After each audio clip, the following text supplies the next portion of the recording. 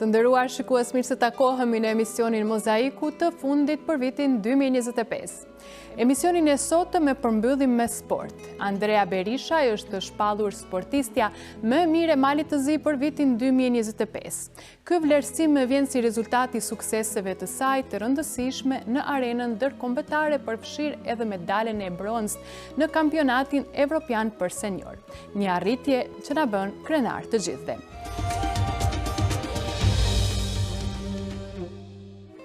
Andrea Berisha është shpallur sportistja më e mirë e Malit të Zi për vitin 2025. Ky vlerësim vjen si rezultati i suksesit të saj në arenën ndërkombëtare, përfshirë medalen e bronzë në kampionatin evropian për senior. Andrea Berisha është shpallur sportistja më e mirë e Malit të Zi për vitin 2025, një vlerësim i rëndësishëm që konfirmon suksesin dhe përkushtimin e saj në arenën sportive. Ajo shpreh se ishte një nder i madh dhe privilegj të merrte këtë çmim nga Komiteti Olimpik i Malit të Zi, duke theksuar se ky vlerësim ka një domethënie të veçantë pasi vjen nga institucioni më i lartë sportiv në vend. Sipas saj, fakti që është zgjedhur mes të gjithë sportistëve është një dëshmi e qartë e punës dhe përkushtimit të saj ndër vite. Jam shumë e gëzuar me këtë sukses, sepse është shumë vështirë në fund të vitit shpallesh si sportistja më e mirë të shtetit. Aty janë dhe sportista tjerë, cilët janë të mirë dhe cilët kanë ma shumë eksperiencë se unë, cilët vinë nga federatat sportive, cilët janë forta dhe kanë ma shumë mbështetje se unë. Mirë po këtë vit tregova se me dedikim dhe punë të madhe mund të arritën dhe rezultatet më të larta botërore.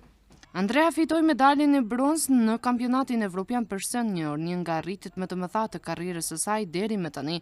Ai theksoi se ky sukses ka ardhur si rezultat i përgatitjeve intensive dhe konkurrencës së fortë në nivelin më të lartë evropian. Kjo medalje dhe ky vlerësim shtyjnë përpara të vazhdoj dhe më fort, të vazhdoj me punë dhe më shumë. Ky është vetëm fillimi. Dëshiroj të arris dhe shumë suksese tjera dhe të krenohemi të gjithë së bashku.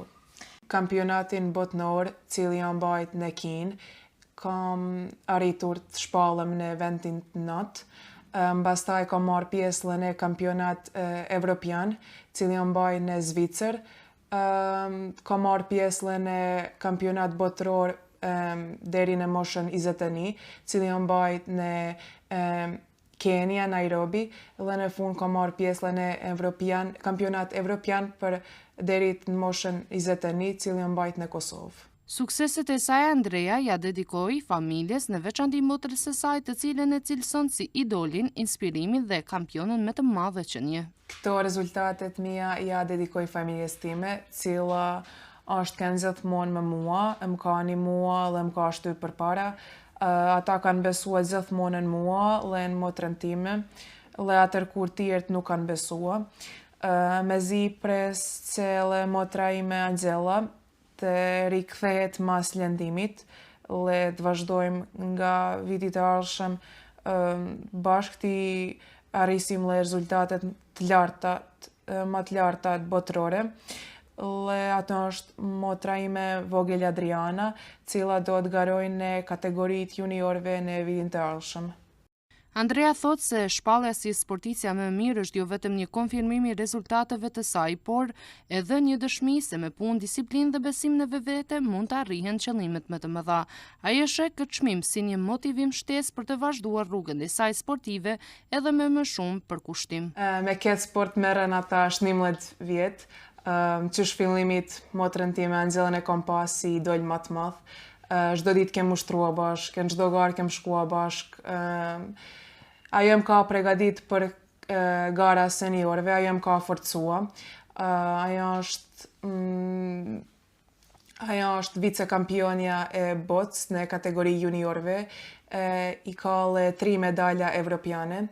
Ato është dhe motra ime vogël Adriana, cila vetëm këtë vit ka nisë me marrë pjesë në gara ndërkombëtare dhe ka arrit të fitojnë medaljet të larta.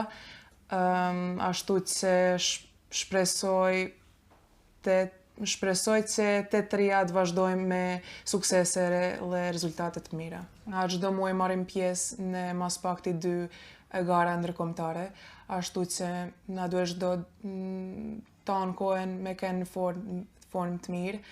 Çdo ditë kem ushtrime, ka 2 herë në ditë.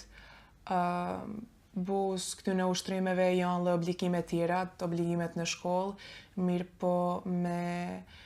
po rezultatet mira mund të arriten veç me sakrifica dhe dedikim të madh.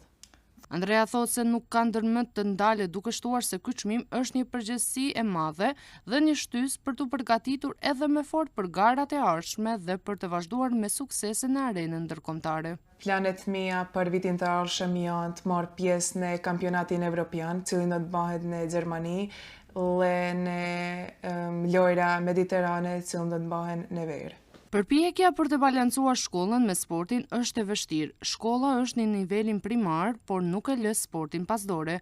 Po, është e vështirë, por kur arrin sukses, në të gjithçka tjetër harruhet. Shumë vështirë të balancoj shkollën dhe sportin. Shkolla është në të parin vetë. Në qohem në 6 satje nate, shkoj e baj ushtrimin, vijen shtëpi, bahem gati, shkoj në shkollë, pastaj mbas shkollet e kam dhe treningun dytë, vi prej treningus, maroj treningun e dytë, vijen shtëpi, pushoj pak, në fund e kam dhe treningun e tretë, ashtu që as pak kollaj ti balancoj tana. Andrea është shembulli më i mirë për të ndjekur.